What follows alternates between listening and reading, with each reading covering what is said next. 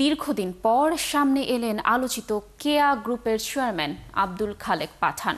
তার অভিযোগ, রাজনৈতিক কারণে গত 15 বছর নির্যাতনের শিকার হওয়ার। দাবি করেন, রপ্তানির প্রায় 8,000 কোটি টাকা আত্মসাৎ করেছে 4টি ব্যাংক।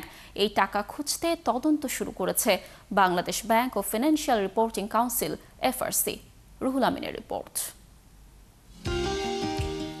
সুগন্ধি সাবান, কেয়া কিংবা হানিফ সংকেতের ইত্যাদির কেয়া কসমেটিক্সের উপহার, এমন নানা কারণে দেশের শিল্প কারখানার জগতে জনপ্রিয় নাম কেয়া গ্রুপ। গত শতাব্দীর শেষ দিকে যার উত্থান, প্রসাধন ও কসমেটিক্স থেকে ধীরে ধীরে গার্মেন্টস সহ আরও কিছু খাতে ব্যবসা বাড়ায় গ্রুপটি। কিন্তু গত 1.5 দশকে ছন্দপতন হয় কেয়া গ্রুপের। প্রায় 2,700 কোটি টাকার খেলাপি ঋণ, অবৈধ সম্পদ অর্জন সহ নানা অভিযোগের মুখে পড়েন উদ্যোক্তারা। দফায় দফায় জেলে যেতে হয় প্রতিষ্ঠাতা আব্দুল খালেক পাঠানকে। মঙ্গলবার দুপুরে তার দেখা মেলে রাজধানীর আগারগাঁওয়ে এফআরসি কার্যালয়ে। যেরকম এফআরসিতে এই যে এখানে ডাকছে, এই অভিযোগটা করতে পারতেছি নির্ভয়ে। আমি তো 15 বছরে এরকম নির্ভয়ে এই ডলার অব্লিগেশনটা আমি তুলে ধরতে পারিনি। ওই রাজনীতিক একটা তদন্ত এই দুদকও করছিল আমার বিরুদ্ধে, রাজনৈতিক তদন্ত। আমি রাজনীতির সাথে জড়িত ছিলাম কিনা, এবং দুদকের ক্ষেত্রেও আমার অনেকগুলা তখন মামলা ছিল। আব্দুল খালেকের অভিযোগ, 2004 থেকে 2023 সালে প্রায় 8,000 কোটি টাকার রপ্তানি আয় কোম্পানির বৈদেশিক মুদ্রার অ্যাকাউন্টে জমা করেনি 4 ব্যাংক। উল্টো তাকে দেয়া ঋণ খেলাপি করে বিপদে ফেলেছে।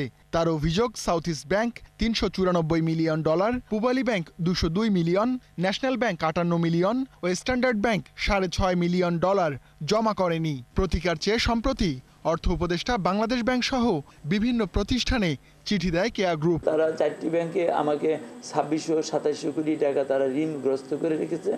যদি এটা এফসি অ্যাকাউন্টে ডিপোজিট করে, আমি বরঞ্চ সেই ঋণ শোধ করেও আমি এখন ওয়ার্কিং ক্যাপিটাল, সেখান থেকে আমি আরো ওয়ার্কিং ক্যাপিটাল তাদের কাছে ফেরত পাবো।